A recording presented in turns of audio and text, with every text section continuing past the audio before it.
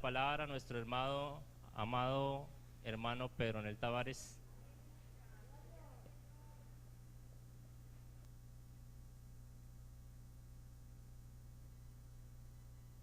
Aleluya. Gloria al Señor, aleluya. Amados, Dios les bendiga a todos.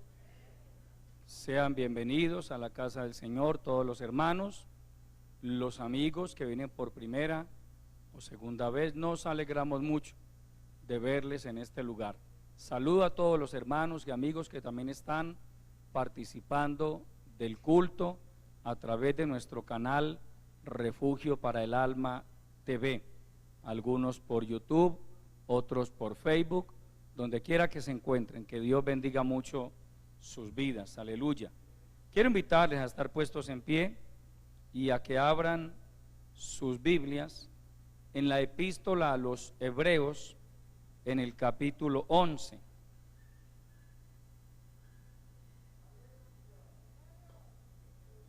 Capítulo 11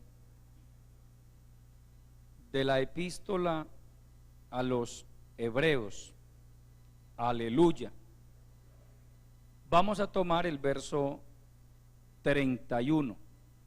Dice la palabra del Señor lo siguiente en este versículo 31. Por la fe Rahab, la ramera, no pereció juntamente con los desobedientes, habiendo recibido a los espías en paz. Amén. Oremos. Padre nuestro, que estás en los cielos, una vez más estamos delante de tu bendita presencia, dándote la honra, la gloria y el reconocimiento que solo a ti pertenecen, Señor. Tú eres digno de ser exaltado, eres digno de ser glorificado. Mil gracias te damos por esta preciosa oportunidad que nos concedes de reunirnos aquí en tu casa para honrar y glorificar tu santo nombre, y también para recibir la enseñanza de tu bendita palabra. Creemos, Señor, que tu palabra es viva y eficaz, y que a través de ella tú nos das la formación y la enseñanza que cada uno de nosotros necesita para poder ser un buen cristiano y para vivir una vida victoriosa. Unge nuestros oídos, abre nuestro entendimiento, que con fe y mansedumbre recibamos el consejo de tu bendita palabra. Te lo pedimos en el nombre de Jesucristo. Padre, lléname de tu gracia, por favor. Úngeme con tu Santo Espíritu. Entrégame un mensaje de tu palabra que venga directamente del cielo, del trono de la gracia, que sea de mucha bendición para tu pueblo, y que sea tu Santo Espíritu aplicando la palabra en lo profundo de cada corazón. Glorifica tu palabra de una manera poderosa. En el nombre de Jesucristo te lo pedimos, dándote de antemano la honra, la gloria y el reconocimiento que solo a ti pertenecen. Amén. Aleluya. Tomen asiento, mis amados hermanos. Gloria al Señor. La verdadera fe libra al hombre de la muerte. Es el tema que Dios me ha regalado para compartirles en esta preciosa tarde. La verdadera fe libra al hombre de la muerte. Y hay que ser muy enfáticos en cuanto a lo que es la verdadera fe, porque hay quienes creen. De hecho, la mayoría de las personas cree en algo, es decir, tiene fe en algo. Hay gente que dice: yo le tengo mucha fe a este santo, a aquella virgen. Otros dicen: yo le tengo mucha fe a la herradura detrás de la puerta. o a la penca de sábila que cuelgan detrás de una puerta. Otros dicen, yo le tengo mucha fe al sahumerio. Es decir, la gente tiene fe, pero cuando uno va a la palabra se da cuenta de que hay una fe que es verdadera. Las demás, pues no podemos llamarlas verdaderas porque no libran de la muerte. La verdadera fe es aquella que se deposita en el Dios Todopoderoso, en el Creador de los cielos y de la tierra. La verdadera fe comienza a ejercerla una persona cuando reconoce que Dios es su creador, que él o ella necesita a Dios. Ahí comenzamos a direccionar nuestra fe en el sentido correcto. Antes de yo conocer al Señor Jesucristo, yo tenía fe, yo creía, de acuerdo a lo que me enseñó mi mamá y algunos profesores. Yo creía, y el más creía en Dios, pero de una manera equivocada, conforme a una tradición. Pero cuando Dios comenzó a tratar con mi vida a través de su bendita palabra, mi fe comenzó a enfocarse en el único Dios verdadero. Cuando usted y yo aprendemos que nosotros debemos confiar en el Dios que está en el cielo, que no lo vemos, pero creemos que Él es real. Dios es espíritu, dice la Biblia, dice el Señor Jesucristo. Es decir, no se puede ver. Un espíritu no se puede ver, pero puede estar presente en un lugar. Amén. Dios es espíritu, y los que le adoran en espíritu y en verdad es necesario que le adoren. Mire que anteriormente la mayoría de nosotros teníamos que tener algún objeto para poder materializar nuestra fe. Entonces, por decir algo, alguien decía, yo le tengo mucha fe a este micrófono, y cada que yo voy a elevar una oración, me acerco al micrófono y le oro al micrófono y le pido al micrófono. No teníamos la capacidad de discernir, de analizar, de reflexionar y decir, bueno, ¿y qué puede hacer este micrófono por mí? Sí, es verdad, ahí está el micrófono, yo lo veo, lo puedo tocar, pero ¿será que un micrófono oye? ¿Será que un micrófono habla? Si usted dejara este micrófono en este lugar 20 años, a los 20 años volvería y ahí estaría el micrófono. No se puede mover. La Biblia dice que los ídolos de los hombres tienen ojos, pero no ven. Tienen pies, pero no pueden caminar. Tienen manos, pero no pueden tocar, no pueden palpar. Tienen orejas, pero no pueden oír. Tienen garganta, pero no hablan con sus bocas.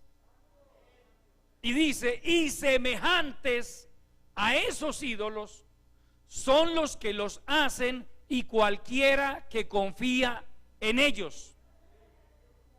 Lo que enseña la palabra, hermano y amigo, es que el que confía en un ídolo es ciego, sordo, mudo, paralítico, desde el sentido espiritual.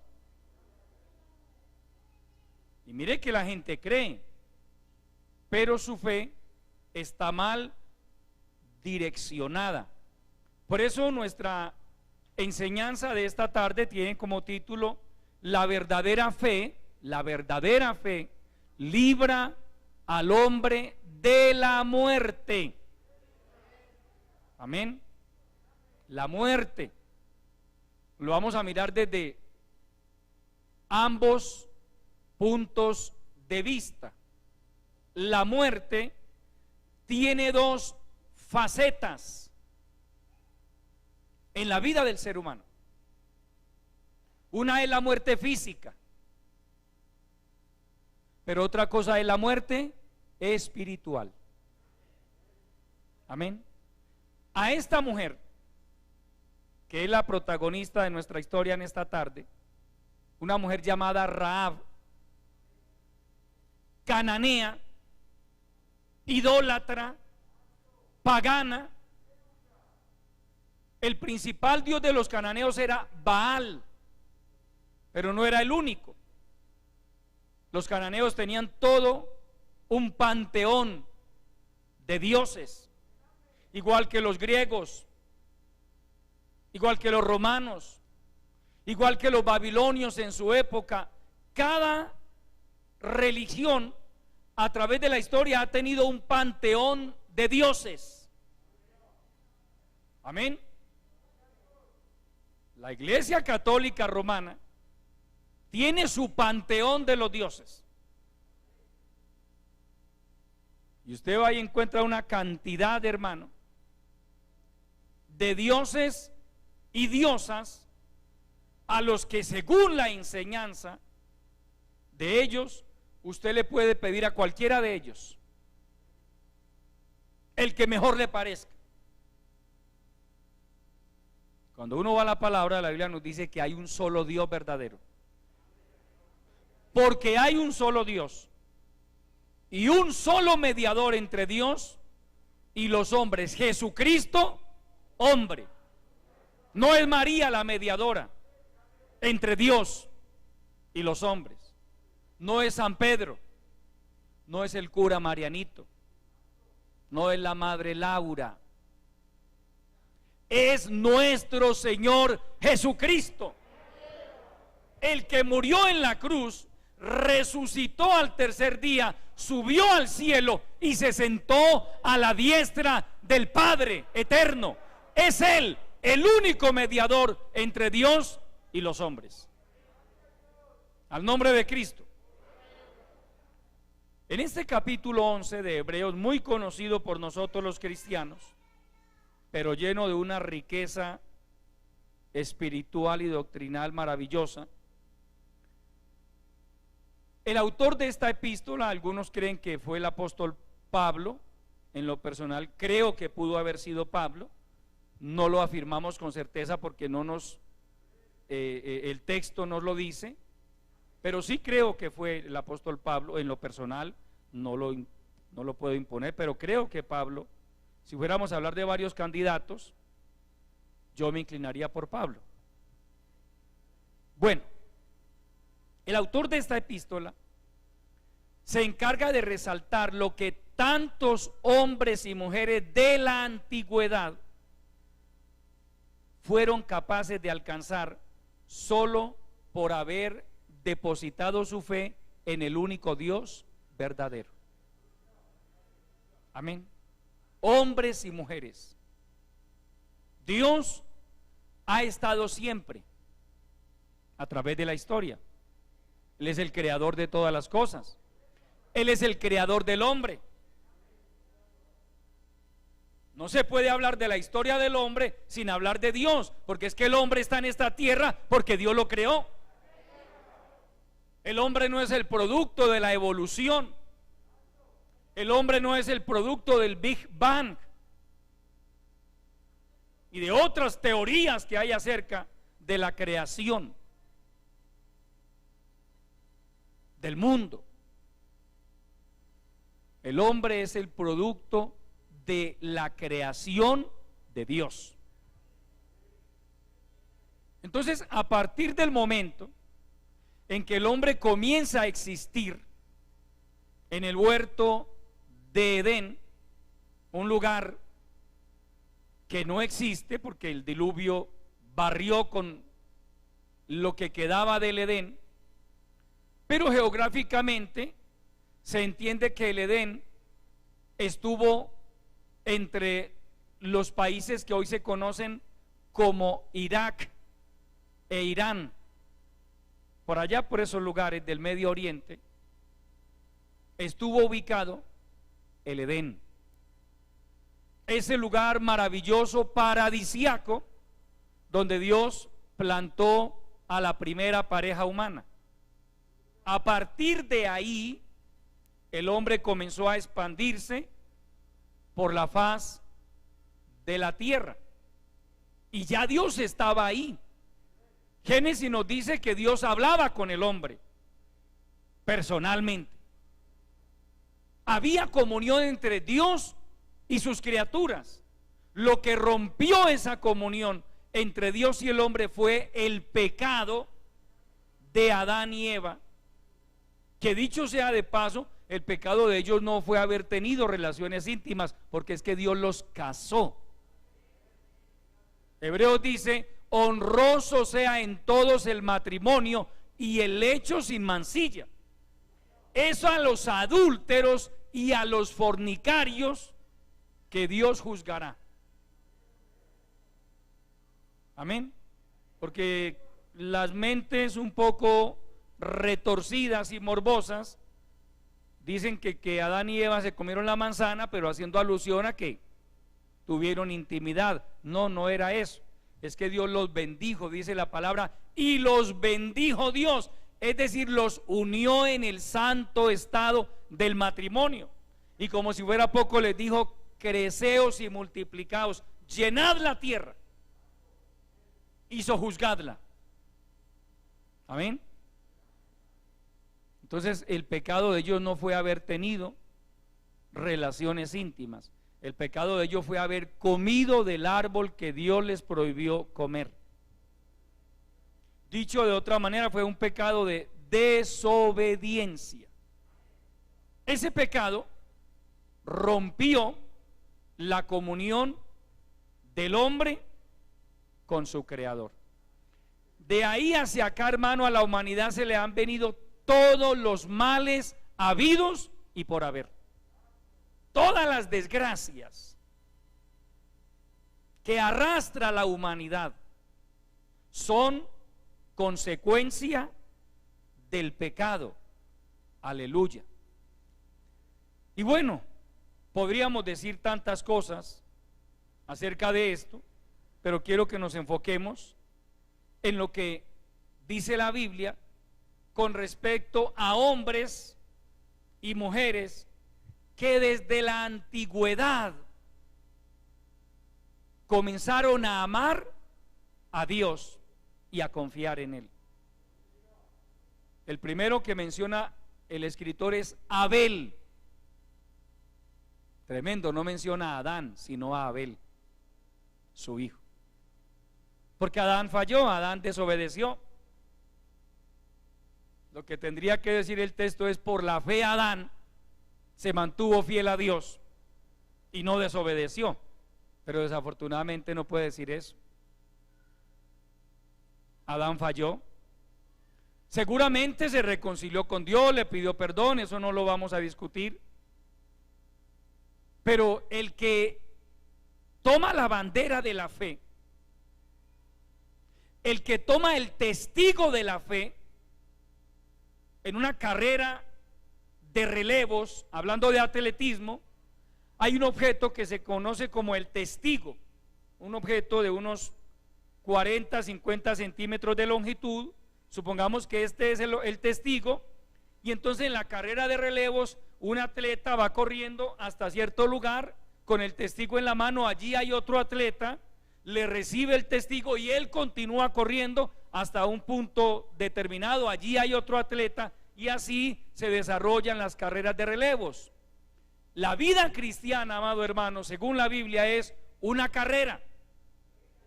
Y podríamos decir que es una carrera de relevos. El primero que tomó el testigo de la fe fue Abel. Y Abel fue pasando sucesivamente el testigo, Y entonces el testigo de la fe comenzó a pasar de generación a generación.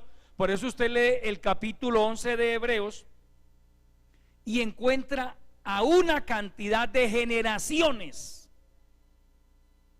En este capítulo el autor está hablando desde Abel hasta el último que él menciona, hermano, y han transcurrido miles de años. Miles de años. La fe fue pasando de generación a generación. Siempre ha habido hombres y mujeres que han creído en el Dios Todopoderoso. Amén. En el cielo nos vamos a llevar sorpresas. Allá vamos a encontrar personas que pertenecieron a etnias indígenas, a tribus aborígenes africanas, y los vamos a ver en el cielo. ¿Por qué? Porque a pesar de su desconocimiento de las escrituras, Pablo dice en su carta a los romanos que hay quienes, y hubo quienes a través de la historia, a pesar de no tener un conocimiento teológico de Dios, hicieron lo que por naturaleza es de la fe, de obediencia. A través de la historia ha habido gente que ha creído en el Dios Todopoderoso, que le ha adorado. Amén. Que han creído en Él, que no tuvieron la ventaja que hemos tenido nosotros de poder acceder a la Biblia, de ser enseñados en ella, pero creyeron en Dios. David dice en el Salmo 19: los cielos cuentan la gloria de Dios y el firmamento anuncia la obra de sus manos. Hermano, mire, solo la contemplación de la naturaleza, la contemplación de la creación ha llevado a hombres y mujeres a través de la historia a llegar a una conclusión: Dios existe. Existe un Dios omnipotente. Existe un creador. Yo creo en ese creador que hizo los cielos y la tierra. Y uno puede imaginarse, usemos la imaginación un poco, hombres, mujeres, a través de la historia, hermano, postrándose en selvas, en desiertos, levantando sus ojos al cielo y adorando al que los romanos llamaban el Dios no conocido. El libro de los Hechos nos registra la visita de Pablo a Roma. Pablo iba en su segundo viaje misionero, llega a Europa, entra por la ciudad de Filipos, llega a Tesalónica, llega a Berea, llega a Atenas, la cuna del pensamiento en el primer siglo. Y desde siglos atrás, quienes en bachillerato recuerdan las clases de filosofía, saben que las clases de filosofía se enfocan en todos esos filósofos y pensadores griegos de la antigüedad. Muchos vivieron 300, 400 años antes de Cristo. Atenas, para la época de Pablo, era la cuna del pensamiento, era la meca de los intelectuales, de los pensadores, de los escritores. Y Pablo llega a Atenas y dice que mientras esperaba que vinieran Timoteo y Silas, que habían quedado más atrás, él comenzó a recorrer la ciudad de Atenas y dice: su espíritu se enardecía a causa de la idolatría, hermano. En cada esquina había un Dios, había una imagen. El Dios de la guerra, el Dios del mar, la diosa del amor, el Dios de la agricultura, Júpiter, Saturno, Hermes, todos los dioses. Pablo dice: pero esto es inaudito. Pablo nunca había estado en un lugar donde hubiera tanta idolatría como en Atenas. Y observaba, y miraba, y analizaba, hasta que llega a un altar que le llamó la atención, porque no había una efigie, no había una figura de hombre, pero había una inscripción que decía: al Dios no conocido. Dice que los griegos, hermano, ellos tenían su panteón de los dioses. Podríamos decir que entre todos los panteones de las religiones que han existido a través de la historia, el panteón de los dioses griegos ha sido el campeón, por decirlo de alguna manera. Y ellos tenían su panteón de los dioses, hermano, y dice que los griegos, hermano, hicieron un altar a cada uno de los dioses que según ellos existía. Y como que alguien dijo: por si se nos pasa alguno, vamos a edificar un altar al Dios no conocido. Puede que haya alguno que no conozcamos. Vamos a hacerle un altar a él. Y cuando Pablo llega a mirar ese altar, Pablo dice: gloria a Dios, gloria a Dios. Este es el que yo predico, el Dios no conocido. Y es cuando Pablo allí en el capítulo 17 de los Hechos, usted lo ve dando tremendo discurso en el Areópago de Atenas, el lugar más exclusivo para los oradores en Atenas. Allí los filósofos más importantes se paraban a disertar acerca de sus puntos de vista, de su filosofía, etcétera. Pablo dice: ese que ustedes llaman el Dios no conocido, ese es el que yo les predico, el Dios que hizo los cielos y la tierra, que no necesita ser adorado por manos de hombres. Y les predica todo un mensaje basado en el Dios no conocido. El Dios no conocido para el ser humano, para la raza humana, a través de las épocas, hermano, siempre ha existido, siempre ha estado ahí, y siempre ha habido adoradores del Dios no conocido. Siempre, siempre. Hoy ya nosotros no podemos llamarle el Dios no conocido, porque le conocemos. Su palabra, hermano, nos entrega las características de Él. Nos dice cómo es Dios, nos dice que Él es eterno, nos dice que Él no envejece, que Él no cambia, que Él escucha, que Él ayuda, que Él bendice al que le ama, al que le obedece de todo corazón. En el Evangelio, según San Juan, el Señor Jesucristo dice: al que viene a mí, yo no le echo fuera. Cualquiera que venga a mí. Y es el caso de esta mujer, Rahab. La historia de Rahab se registra por allá hacia el año 1400 antes de Cristo.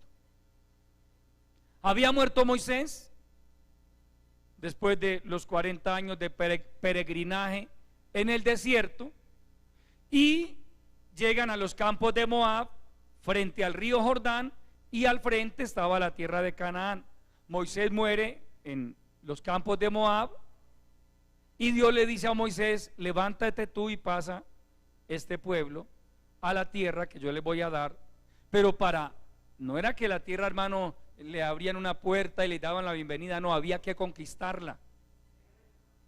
Había naciones cananeas, ciudades estado, como Jericó.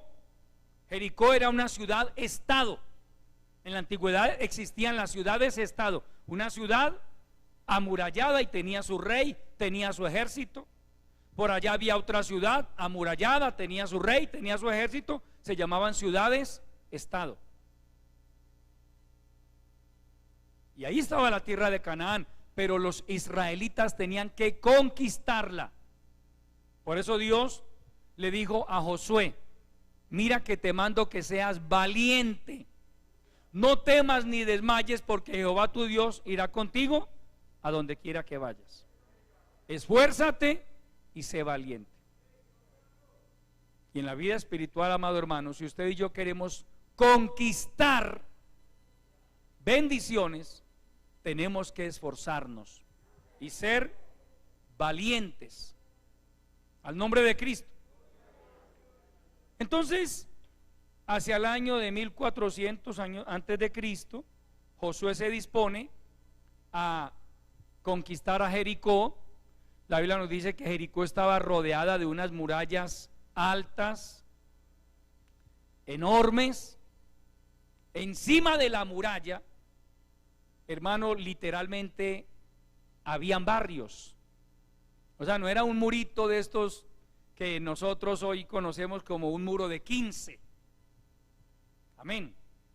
No eran murallas, permítame decirle, de 9 metros de altura por 3, 4 metros de ancho. Esas eran las murallas de Jericó. Entonces Josué ya sabía que tenía que conquistar Jericó para poder entrar al resto de la tierra de Canaán, y envía 2 hombres. Les dice: vayan, háganse pasar por caminantes, entren a la ciudad, observen cómo son las murallas, qué tal es el ejército de ellos, qué tan custodiada está la ciudad.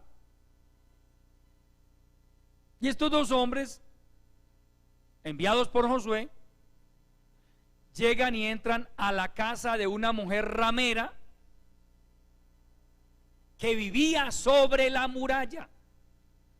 Allá tenía la casa. Es decir, alrededor de toda la muralla habían casas, y adentro estaba la ciudad.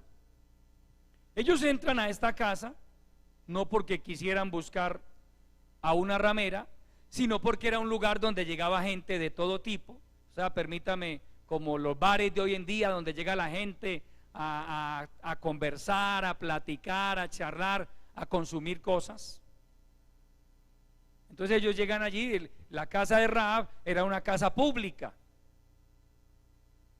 era como el bar de este tiempo. Entran allí y el texto bíblico nos dice que ellos fueron descubiertos.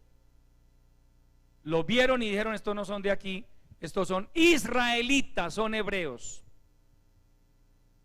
De hecho, le mandaron la razón al rey y dijeron: han venido hombres de los hijos de Israel.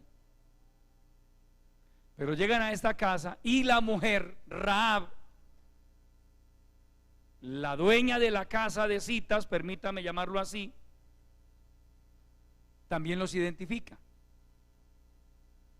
Y Rahab dice: estos son hebreos, estos son israelitas, estos son los que nos van a destruir a nosotros. Esta mujer, en lugar de delatarlos, porque es más, de hecho era su deber como ciudadana de Jericó, era delatarlos, pero en lugar de eso los esconde. Amén. Y eso de que los esconde, mire que aquí nos dice el texto: por la fe Rahab, la ramera, no pereció juntamente con los desobedientes, es decir, con todos los desobedientes de Jericó, habiendo recibido a los espías en paz. Aleluya. ¿Qué llevó a esta mujer pagana? Recuerde, los cananeos tenían muchos dioses. El principal dios era Baal. Estaba Astoret, estaba Milcom, entre muchos otros dioses. Baal Zebuc, el dios de las moscas.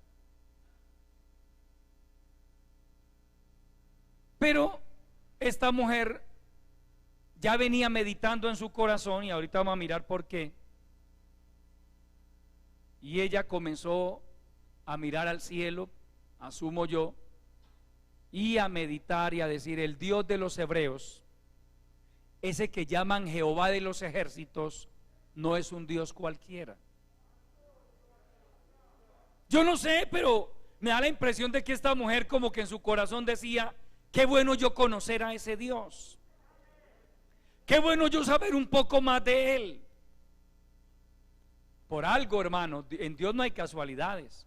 Por algo los espías llegaron a la casa de esa mujer. Amén. Dios los dirigió allá. Y cuando esta mujer ve a esos dos israelitas, dice: esta es mi oportunidad de yo creer en Dios, en ese Dios, y de escapar. Aleluya. Si usted va al libro de Josué, capítulo 2, vamos a enfocarnos un poco en este capítulo. Mantenga su Biblia abierta en el capítulo 2 del libro de Josué. Aleluya.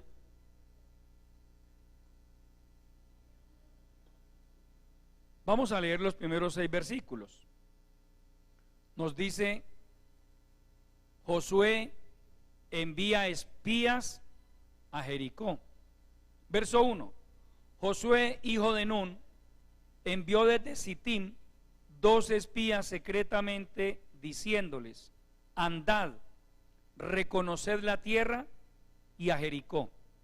Y ellos fueron y entraron en casa de una mujer ramera que se llamaba Rahab, y posaron allí.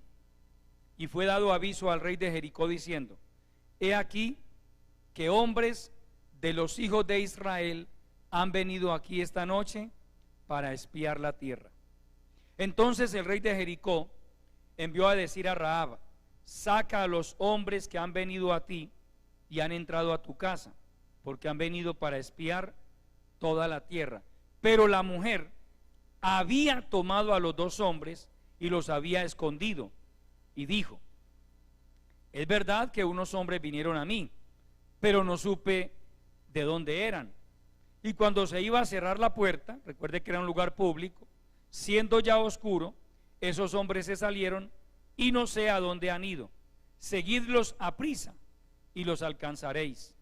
Mas ella los había hecho subir al terrado y los había escondido entre los manojos de lino que tenía puestos en el terrado. Pare ahí, amado hermano. Mire, ella esto lo hizo a propósito. Ella debió haber entregado a estos 2 espías. Cualquiera le hubiera podido reprochar: ¿y usted por qué lo hizo?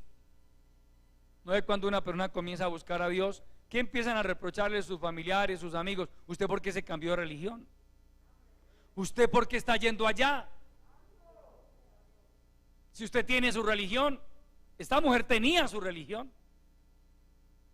Pero hay un momento en que comienzan a suceder una cantidad de cosas en su entorno que a ella comienzan a inquietarla. Qué bueno que cuando ocurren cosas en nuestro entorno, a usted y a mí comiencen a inquietarnos esas cosas. ¿Por qué esto? ¿Por qué aquello? Esto que está ocurriendo en el mundo, a usted y a mí debe inquietarnos, amado hermano.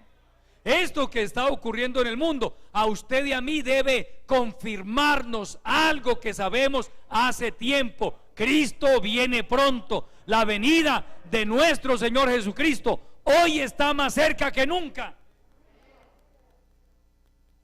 Uno se queda aterrado, hermano, literalmente. ¿Cómo es que justo en este tiempo que estamos viendo, con las señales que Dios nos está permitiendo ver, haya cristianos que justo ahora, hermano, hayan decidido bajar la guardia? Qué tremendo, hermano.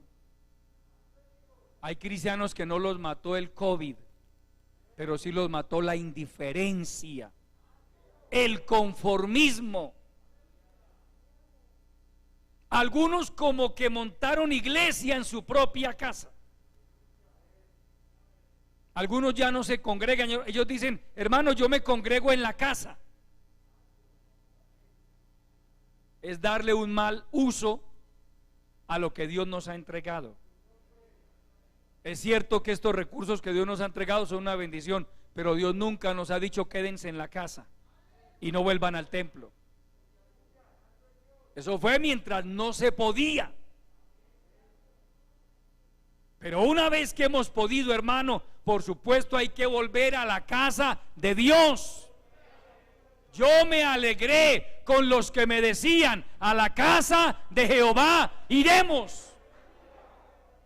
Eso es bíblico, hermano. El salmista anhelaba estar en la casa de Dios. No le es tomado por algo bueno a un cristiano que pudiendo congregarse no lo haga y venga a salir con el cuento de que es que él se congrega desde su casa. Yo le garantizo, Dios no lo ve bien, porque no es así. Eso fue mientras. Ahora todavía se puede usar por la coyuntura que estamos viviendo, de que ya no podemos abarrotar los templos y hay un cupo limitado. Bueno, si usted no alcanzó cupo, participe del culto virtual, pero una vez pueda, arranque para el templo, hermano. Es que hay otros días de culto también, donde usted va a tener la oportunidad, si no pudo venir el domingo en la mañana, de hacerlo en la tarde, el martes, el jueves. Pero algunos, hermano, convirtieron su casa, según ellos, en su templo. Ya no salen de la casa. Yo pregunto, ¿Dios verá bien eso? Yo voy a la palabra y no. Porque la Biblia dice, y habrá un rebaño y un pastor. La Biblia nunca me dice a mí, sea usted su propio pastor. Porque si a eso fuéramos, entonces cada uno nos pastorearíamos. Yo soy mi pastor, nada me faltará. Amén. Y en sofás delicados de mi casa descansará mi alma. Allí me recostaré y allí me congregaré, porque solo yo me hago vivir confiado. Habría que parafrasear el Salmo 23 para poder justificar esa conducta inapropiada, incorrecta que algunos cristianos han asumido. Congregarse es bíblico, amado hermano. Esto no se lo inventó un hombre. Lea la Biblia, lea el libro de los Hechos de los Apóstoles, hermano. A partir del día de Pentecostés, hermano, dice que los discípulos se congregaban en el templo y en las casas. Y la Biblia habla de las iglesias. Hechos capítulo 11 dice que Bernabé llegó a Antioquía de Siria, enviado por los apóstoles, porque oyeron que en Antioquía de Siria, hermanos, se había formado una iglesia, pero no tenía pastor. ¿Quién va a ser el pastor? Yo imagino que enviaron a decir a los apóstoles en Jerusalén, hermano, necesitamos un pastor. Hay una congregación en Antioquía, aquí nos congregamos, alabamos a Dios, enseñamos la palabra, pero necesitamos un pastor. Y los apóstoles enviaron a Bernabé. Bernabé dice, hermano, que cuando llegó, se regocijó, encontró una congregación de adoradores, hermano, y comenzó a pastorear esa iglesia. Y parece que el trabajo era mucho, y Bernabé comenzó a orar a Dios y le pedía, Señor, necesito un colaborador, alguien que te ame, alguien que ame este trabajo. Señor, muéstrame. Y Dios le inquietó, ve a Tarso y busca a Saulo. Y Bernabé va a Tarso, trae a Saulo, y Saulo dice que estuvo allí, hermano, predicando la palabra junto con Bernabé. Pasa un tiempo, Dios determina enviar a Bernabé y a Saulo al primer viaje misionero, pero ya la iglesia de Antioquía estaba constituida, hermano, y usted lee Hechos de los Apóstoles y dice, a donde quiera que llegaban, reunían la iglesia. Tenían lugares de culto. Eso es bíblico, amado hermano. Es bíblico. Congregarse es bíblico. No congregarse es antibíblico. Que usted al día de hoy no se congregue, lo está haciendo según el evangelio, según usted.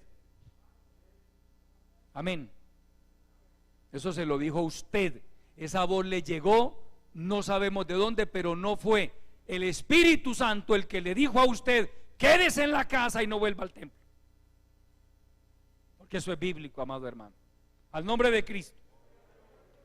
Entonces, esta mujer, Rahab, hermano, comienza a entender que había un Dios todopoderoso al que ella quería conocer. Lea en este mismo capítulo 2, el verso 8. Antes que ellos, los dos espías, se durmiesen, ella subió al terrado y les dijo: sé que Jehová os ha dado esta tierra, porque el temor de vosotros ha caído sobre nosotros, y todos los moradores del país ya han desmayado por causa de vosotros los israelitas, porque hemos oído que Jehová hizo secar las aguas del Mar Rojo delante de vosotros cuando salisteis de Egipto, y lo que habéis hecho a los dos reyes de los amorreos que estaban al otro lado del Jordán, a Sehón y a Og, a los cuales habéis destruido. Oyendo esto, ha desmayado nuestro corazón, ni ha quedado más aliento en hombre alguno por causa de vosotros, porque Jehová vuestro Dios es Dios arriba en los cielos y abajo en la tierra. Qué tremendo, amado hermano, las reflexiones que esta mujer comenzó a hacer en su corazón. Ella no les preguntó a estos dos espías: ¿cierto que el Dios de ustedes es...? No, ella misma sacó esas conclusiones. Ella misma hizo sus reflexiones y dijo: Jehová vuestro Dios, por el momento no es mi Dios todavía, es el de ustedes, pero creo y reconozco que es Dios arriba en los cielos y abajo en la tierra. Hermano, es admirable la conducta de esta mujer. Por eso fue agregada o incluida en la galería de los héroes de la fe. Por la fe, esta mujer actuó por fe. Aleluya. Hace unas declaraciones, hermano, que lo deja uno impresionado. Vuelva a leer el verso 9. Sé que Jehová os ha dado esta tierra, porque el temor de vosotros ha caído sobre nosotros, y todos los moradores del país ya han desmayado por causa de vosotros. Aleluya. Hermano, esta mujer venía reflexionando, ya ella había oído hablar del Dios Todopoderoso. Ya por toda la región de Canaán, hermano, corría el comentario. Se hablaba de Jehová de los ejércitos. Antes no se hablaba. Antes se hablaba de Baal, antes se hablaba de Astoret, antes se hablaba de Milcom, antes se hablaba de dioses paganos, pero ahora también se hablaba de Jehová, Dios de los ejércitos. Y decían: ese sí es peligroso. Hizo abrir el Mar Rojo y el ejército de Faraón quedó allá sepultado. Amén. Y ahora vienen estos israelitas y su Dios viene con ellos. La gente temblaba literalmente, amados hermanos. Estas cosas llevaron a esta mujer a tomar la decisión de encomendar su causa, su vida y su familia al Dios Todopoderoso. Lea el versículo 12. Aleluya. Le dice esta mujer a los dos espías: os ruego pues ahora que me juréis por Jehová, que como he hecho misericordia con vosotros, así la haréis vosotros con la casa de mi padre, de lo cual me daréis una señal segura, y que salvaréis la vida a mi padre y a mi madre, a mis hermanos y hermanas, y a todo lo que es suyo, y que libraréis nuestras vidas de la muerte. Ellos le respondieron: nuestra vida responderá por la vuestra, si no denunciareis este asunto nuestro. Y cuando Jehová nos haya dado la tierra nosotros haremos contigo misericordia y verdad. Entonces ella los hizo descender por una cuerda por la ventana, porque su casa estaba en el muro de la ciudad y ella vivía en el muro.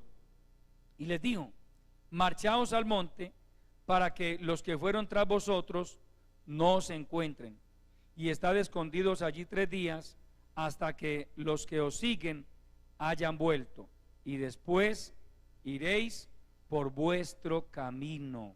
Aleluya.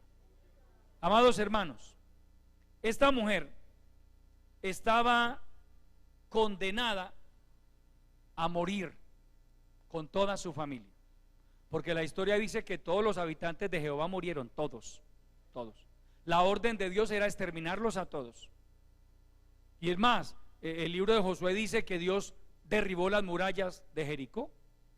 ¿Cuánta gente murió solo con la caída de esas murallas? Tiene que haber muerto mucha gente.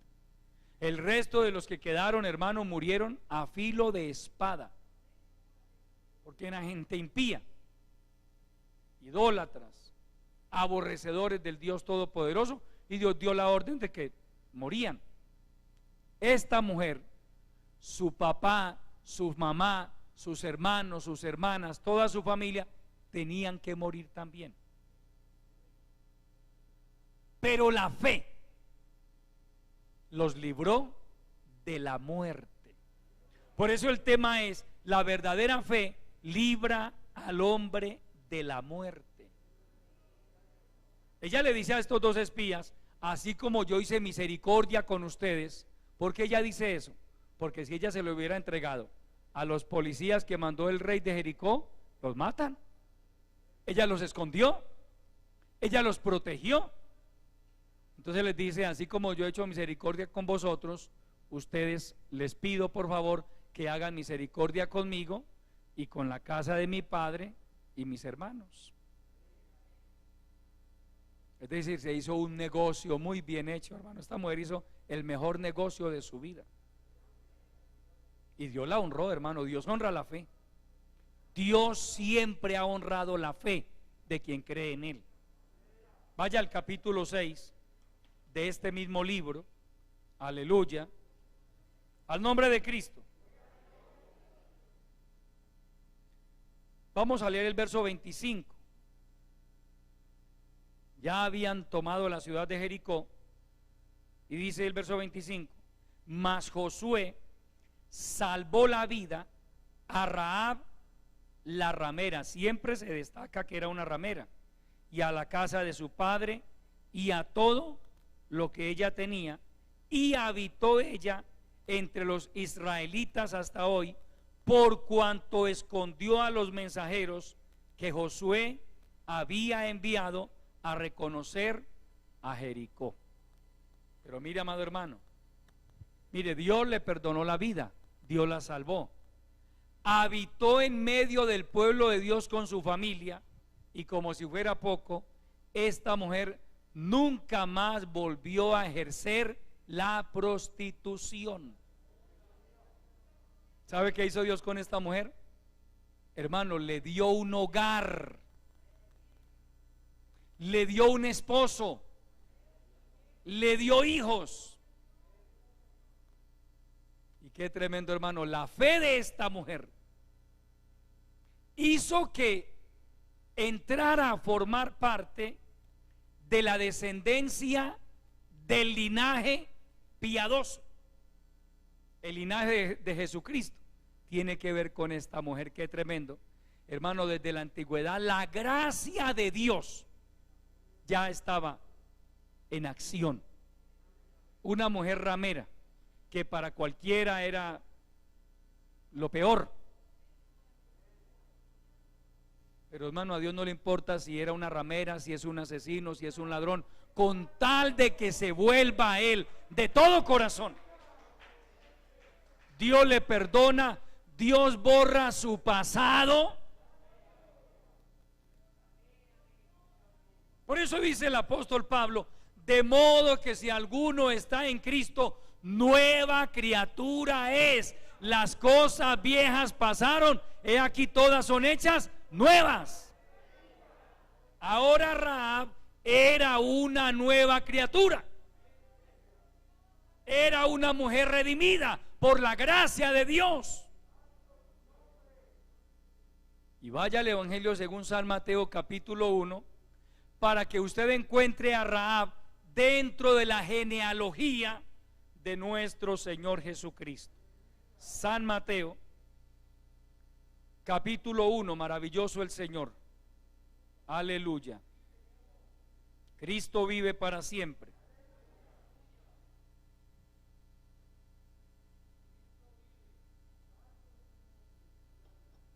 Vamos a leer los primeros 6 versículos. Libro de la genealogía de Jesucristo, hijo de David, hijo de Abraham. Abraham engendró a Isaac, Isaac a Jacob, y Jacob a Judá y a sus hermanos. Judá engendró de Tamar, es decir, Tamar fue la mujer con la que él engendró a Fares y a Sara. Sara en este contexto es un nombre masculino, no femenino como en este tiempo o en nuestra cultura. Fares a Esrom y Esrom a Aram. Aram engendró a Aminadab, Aminadab a Naasón y Naasón a Salmón. Salmón se casó con la señora Rahab, aquí ya no la llama ramera, amén, ya era una nueva criatura. Salmón engendró de Rahab a Booz, Booz engendró de Ruth a Obed, y Obed a Isaí, Isaí engendró al rey David, David engendró a Salomón, y así sucesivamente hasta llegar a nuestro Señor Jesucristo. Después de que Rahab fue salva de la muerte, fue librada de la muerte, ella se convirtió al Dios Todopoderoso. Podríamos decir, se convirtió en una prosélita israelita. Un gentil, eso se podía hacer, era válido, Dios lo permitía. Había gentiles que se convertían al Dios de Israel, se le llamaba prosélitos, abrazaban la fe del Dios Todopoderoso. Y se ve que la señora no era fea, era bonita, era relativamente joven, y un señor dentro de la tribu de Judá se enamoró de ella. Asumo yo que pidió permiso a sus jefes y le dijeron, pues claro, ella no es casada, su pasado no importa, ya Dios la salvó, cásese con ella. Y mire lo que hace la fe, amado hermano. ¿A dónde puede llevar la fe a una persona? Ella estaba condenada a morir, pero la fe no solo salvó su vida y la de su familia, sino que la colocó en una posición de dignidad dentro del pueblo de Dios. Amados hermanos, qué bueno es Dios. Mire que Dios no nos desprecia a ninguno de nosotros. Hermano, el pasado de la mayoría de nosotros a veces da hasta vergüenza hablar de él, hermano. Lo que usted y yo éramos, ¿de dónde nos sacó el Señor? Pero cuánto Dios ha tenido misericordia de nosotros, hermano. A Dios no le importó nuestro pasado, hermano. En lo personal, le digo a manera de testimonio, desde muy niño fui menospreciado por mucha gente, hermano, demasiado menospreciado. Llegué a la adolescencia y era menospreciado por mis amigos. Entré a estudiar y en el colegio, hermano, sufrí bullying. Después fue que vine a enterarme hace poquito que eso se llamaba bullying. Pero sí que fui víctima de bullying, hermano. Menosprecio, matoneo. No les cuento para que no me pongan a llorar, hermano. Sí, hermano, en serio. Matoneo, me llegaron a pegar muchas veces. No llore, tranquilo. Hermano, fui menospreciado de muchas maneras. Podría pasar mucho tiempo aquí contándoles, pero hermano, ¿cuándo me iba yo a imaginar que un día mi Dios, este Dios misericordioso, que no le importa de dónde hayamos usted y yo salido, cuál haya sido nuestro pasado, hermano, porque un día decidí confiar en Él, hermano, el Señor me sacó de allá, como lo sacó a usted, amado hermano, y a partir de ese momento nuestras vidas nunca volvieron a ser las mismas. Nunca, hermano, nunca. Yo podría pasar horas, toda esta noche podría pasar resumiéndole a usted 27 años de fe, 27 años en este camino, hermano, y ha sido una bendición por la fe. Rahab, y podríamos decir, y por la fe Juan, María, Miguel, Pedro, Tatiana, Carlos, por la fe hemos obtenido y alcanzado gracia delante del Dios Todopoderoso. Por la fe fuimos librados de la muerte. Usted y yo íbamos para el infierno, hermano. Íbamos para el infierno. Yo he pensado en mi vida, hermano, si yo no me hubiera convertido a Cristo, posiblemente yo hoy no estaría vivo. Me hubiera puesto a cometer locura, me hubiera hecho matar por ahí. Pero la fe marcó la diferencia y seguirá marcando la diferencia, amado hermano, porque este camino es de fe. Pablo dice, porque por fe andamos, no por vista. Hay que seguir andando por fe, amado hermano. Hay que seguir confiando en el Dios Todopoderoso. Hay que seguir perseverando en la fe, porque sin fe es imposible agradar a Dios. No se preocupe, no permita que el diablo le llene su corazón de temores, de preocupaciones. Hermano, su vida está en las manos de Dios. Yo puedo imaginarme a esta mujer, bueno, destruyen a Jericó. Seamos un poco imaginativos. No crea que los hebreos llegaron a abrazar a Rahab y a su familia. No, ellos no querían a los cananeos. Tal vez muchos pasaban y la miraban así. Y la mujer israelita la miraban así, hacían así. ¿Esta quién es? Pero Dios comenzó a darle gracia. Dios comenzó a darle gracia. Y hermano, entró a formar parte del linaje piadoso. Y tal vez ella al principio, claro, preocupada. Bueno, está bien, nos respetaron la vida porque yo hice un compromiso con ellos, pero ¿ahora qué?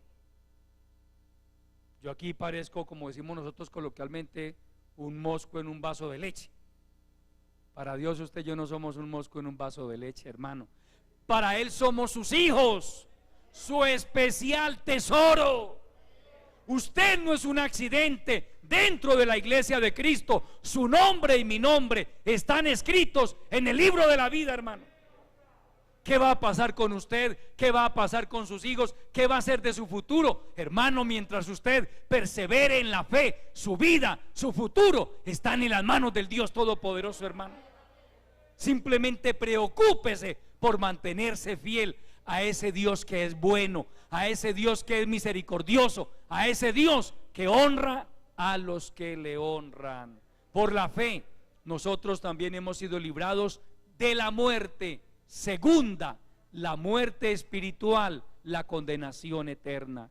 Que Dios nos ayude a seguir perseverando en esta preciosa fe, amados hermanos. Póngase de pie y demos gracias al Señor por su bendita palabra. Padre, yo te alabo, mi Señor. Te doy a ti la honra, la gloria y el reconocimiento, Padre eterno, por este consejo de tu palabra que has puesto en mis labios, Señor. Gracias. Gracias, Señor, nos has permitido hacer un recorrido histórico a través de la fe, Señor. Y hemos podido mirar a través de tu bendita palabra que tú siempre has estado presente en la historia del hombre, Señor.